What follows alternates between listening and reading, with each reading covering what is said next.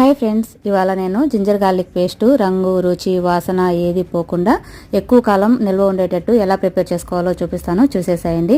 ఏంటి ఆ ginger garlic paste కూడా మామూలుగా వీడియో అంటే అవునండి, ఎందుకంటే మనం కర్రీలో మనం అంత కష్టపడి చేస్తాం కదా, ఏదైనా సరే పర్ఫెక్ట్ రేషియోలో మామూలుగా పర్ఫెక్ట్ టేస్ట్తో వేస్తే కర్రీ కానివ్వండి, రైస్ కానివ్వండి, టేస్ట్ అనేది ఇంకొద్దిగా ఎక్స్ట్రా యాడ్ అవుతుంది. వేసామంటే వేసామని కాకుండా ఎప్పుడైనా మనం జింజర్ గార్లిక్ పేస్ట్ చేసేటప్పుడు అల్లం వెల్లుల్లి అనేది 1:1 రేషియోలో ఉండాలి. అప్పుడే మనకు అల్లం వెల్లుల్లి పేస్ట్ అనేది పర్ఫెక్ట్గా ఉంటుందన్నమాట.